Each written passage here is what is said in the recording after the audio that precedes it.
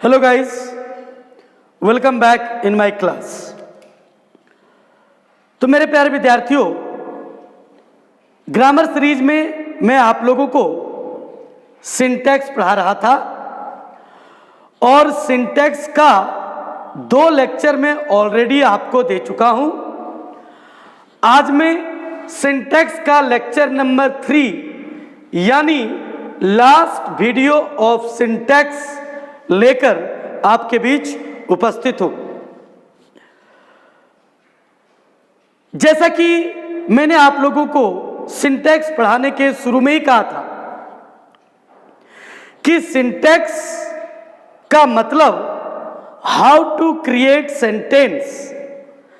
Sentence की बनावट में किन किन चीजों पर हम ध्यान देते हैं वही हमें सिंटैक्स बताता है।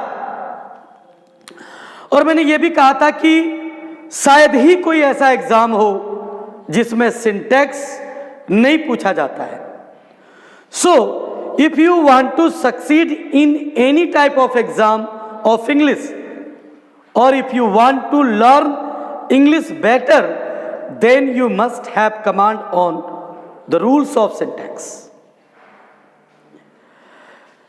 सिंटैक्स के 24 रूल मैं आपको बताने जा रहा हूं। 18 मैं बता चुका हूं, 19 से लेकर हाजिर हूं। लेकिन मैंने पहले भी आपको बताया था कि सिंटैक्स के बहुत सारे रूल्स हैं, लेकिन जो इंपॉर्टेंट है, जहां हम गलती विशेष करते हैं, उसको मैंने ज्यादा फोकस उस पर देने का प्रयास किया है। तो चलिए रूल नंबर 19 से हम लोग सिंटैक्स की ओर आगे बढ़ते हैं। और मैंने आपको पहले इसका प्रैक्टिस सेट दिया था। अब इन सारे नियमों को जानने के बाद फिर से आप पूरे प्रैक्टिस सेट को बना लीजिएगा। और जब आप प्रैक्टिस सेट बनाएंगे तभी आप सिंटैक्स के रियल कॉन्सेप्ट को समझ पाएंगे। आंसर बनाने के बाद आप मुझे भेज दीजिएगा। मैं जब आंसर आपको भेजूंगा तो उससे मिला करके आप अपने आप को इवैल्यूएट कर लीजिएगा कि आप सिंटैक्स में कहां गलती कर रहे हैं या कितना सफल हो पाए। चलिए, थैंक यू। यदि भिन्न भिन्न मतलब अलग अलग नंबर और पर्सन के 2 सब्जेक्ट एज वेल एज से जुड़े हो तो वर्ब उस वाक्य के पहले आए हुए सब्जेक्ट के अनुसार सिंगुलर या प्लुरल होता है। याद कीजिए आप पिछले वीडियो को। यह बहुत इंपॉर्टेंट नियम है प्यारे बच्चों, ध्यान दीजिएगा इस पर। लास्ट वीडियो में अंतिम जो रूल था 18 नंबर रूल, उसमें मैंने बताया था नाइदर नॉर, आइदर और, नॉट ओनली बट ऑल्सो। ध्यान दीजिएगा, नाइदर नॉर, आइदर और, नॉट ओनली बट ऑल्सो के बाद वाले सब्जेक्ट के अनुसार वर्ब आता है, लेकिन एज वेल एज में पहले वाले सब्जेक्ट के अनुसार वर्ब सिंगुलर या प्लुरल होता है। ये 4 याद रखिएगा, not only but also, neither nor, either और एज वेल एज, जिसमें आपको याद रखना है कि एज वेल एज के पहले सब्जेक्ट के अनुसार वर्ब सिंगुलर या प्लुरल होता है, बाकी में अंतिम सब्जेक्ट के अनुसार वर्ब सिंगुलर या प्लुरल होता है। जैसे my parents as well as I, तो आई के साथ लगना चाहिए वाज, लेकिन यहां वेयर लगा क्योंकि हमारा पहला सब्जेक्ट क्या है, पेरेंट्स, जो प्लुरल है।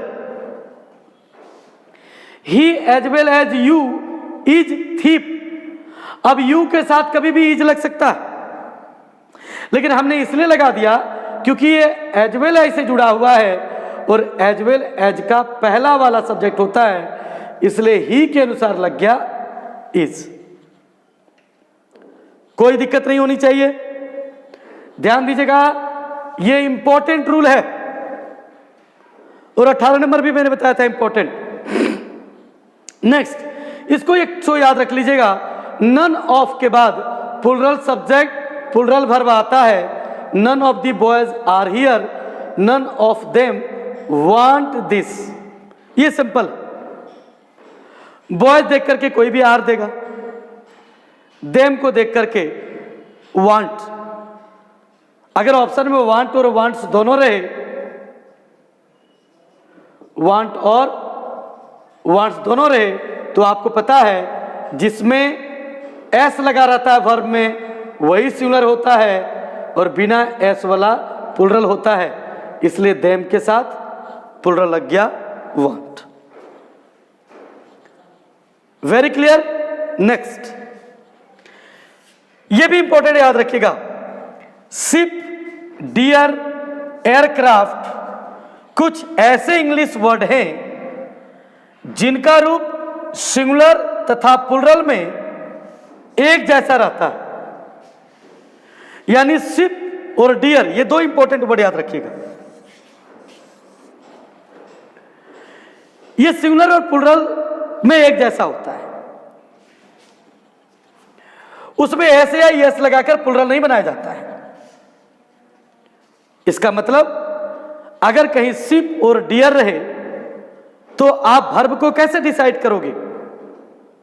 तो हम ये देखेंगे कि शिप या डियर के पहला जो वर्ड लगा है, पहले जो वर्ड लगा है वो सिंगुलर है या प्लूरल है।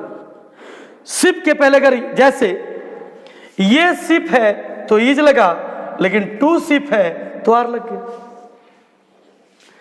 डियर, अब इसके पहले सिंगुलर और प्लूरल कुछ नहीं लगा है, लेकिन अगर शिप ने भेड़, डियर बने हिरन, तो जानवर है, इसका मतलब प्लूरल का बोध करा रहा है, तो डियर आर। लेकिन अगर ये डियर रहे तो इज लगेगा। तो शिप और डियर में वर्ब आप डिसाइड करोगे कि उसके पहले जो वर्ड लगा है वो सिंगुलर है या प्लूरल। ये बहुत ज्यादा इंपॉर्टेंट, इसको हम बोलेंगे बहुत इंपॉर्टेंट है। ये रूल अक्सर ये आता है, अगर दो सिंगुलर नाउन एंड से जुड़े हो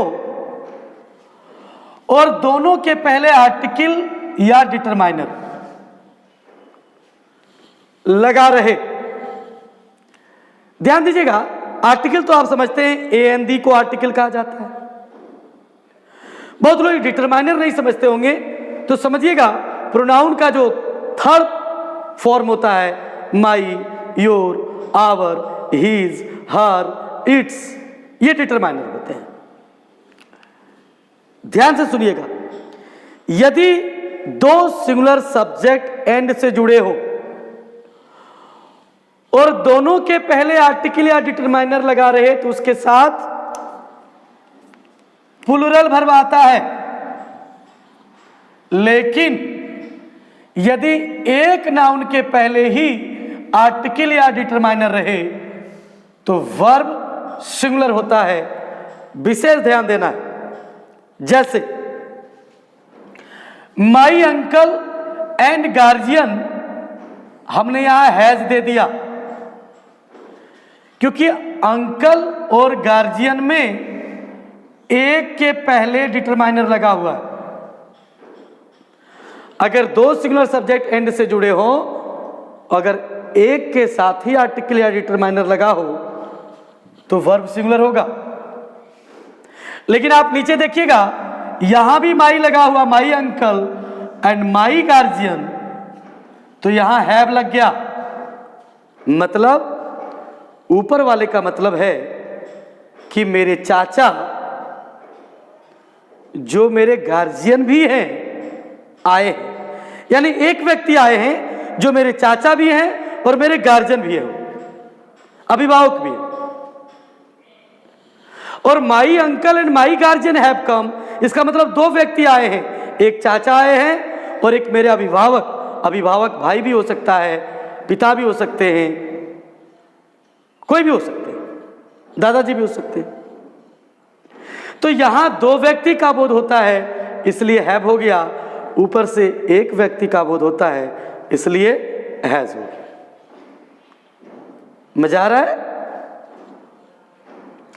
फिर आप देखोगे दूसरा जो अक्सर पूछता है, द पोएट एंड स्कॉलर, कभी कभी फिलोसफर देता है, इज डेड। इज इसलिए लगा क्योंकि पोएट और स्कॉलर में किसी एक के पहले आर्टिकल लगा, लेकिन जैसे ही the poet and the scholar हुआ आर लग गया। यहां भी आप समझ गए होंगे कि एक ही आदमी मरा है जो कवि भी थे और विद्वान भी थे।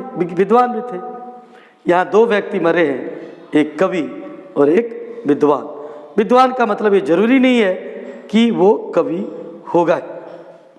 क्लियर है? इस पर भी जरा ध्यान दीजिएगा। जब प्लुरल के पहले कोई निश्चित संख्या सूचक शब्द रहे, जैसे 5 किलोमीटर्स, अब किलोमीटर्स को देखकर कोई भी आर लगा देगा, लेकिन संख्या सूचक शब्द जो लग गया तो वर्ब सिंगुलर हो।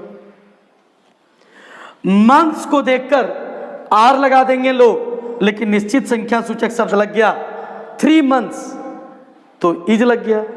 5 kilometre is not a long distance, लंबी दूरी नहीं है 5 kilometre.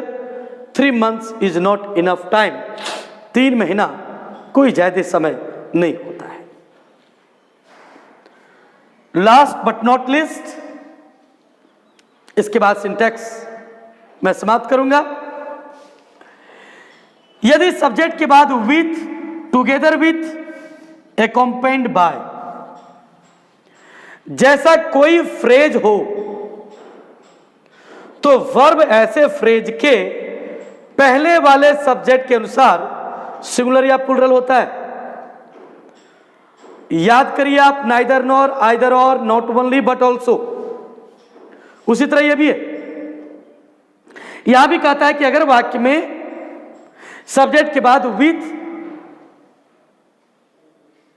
Together with, along with, accompanied by इत्यादि अगर वर्ड लगा रहे, तो वर्ब को डिसीजन यानी वर्ब हम पहले वाले सब्जेक्ट के अनुसार डिसाइड करेंगे।